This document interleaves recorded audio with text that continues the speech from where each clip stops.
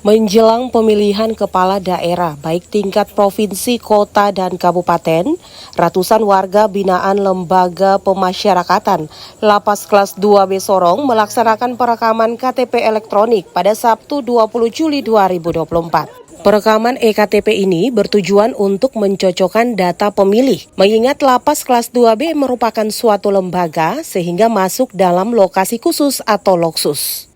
Saat ini dalam tahapan dan jadwal KPU itu kita melakukan pencocokan data pemilih atau pemuktahiran data.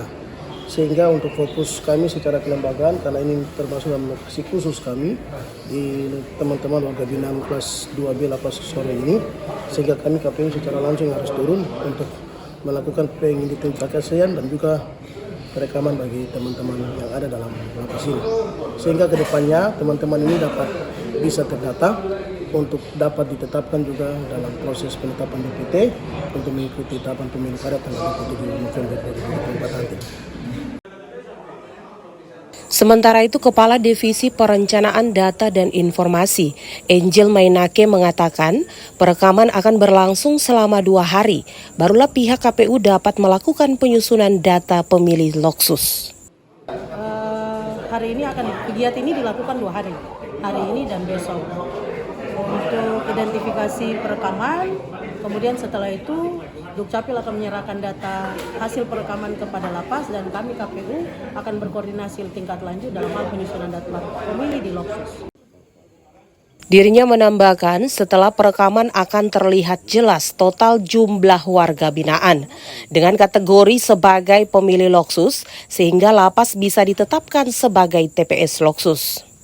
Dari kita KPU Kota Sorong pun bukan hanya berkaitan dengan masyarakat di luar, tapi berkaitan juga dengan warga binaan di sini, loksus. Nantinya dari hasil perekaman ini akan terlihat berapa jumlah warga binaan yang memenuhi kategori sebagai pemilih di loksus, baru ditetapkan sebagai TPS loksus, khususnya di Kota Sorong. Kalau pemilu kemarin, loksus 1 di lapas. Ya, kita berharap setelah kolaborasi ini, mungkin bisa ditetapkan loksus di sini tergantung dari jumlah warga binaan yang ada.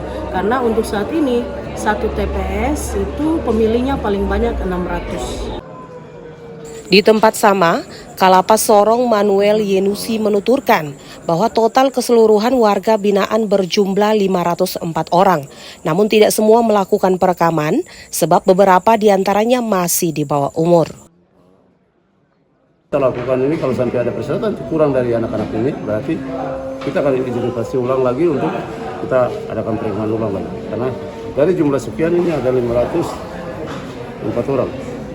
Yang dari laki-laki 431, napi wanita 5 orang, anak binaan 7, tahanan dewasa 57, tahanan anak 4. Yang akan melakukan perekaman hari ini. Tapi anak kan di bawah umur kan tidak. 17 tahun ke bawah kan tidak ikut ini. Nanti anak yang di atas itu berarti sebab pemilih pemula itu pasti akan ikut. Tapi itu nanti kan dari pihak Capil yang tahu semua itu.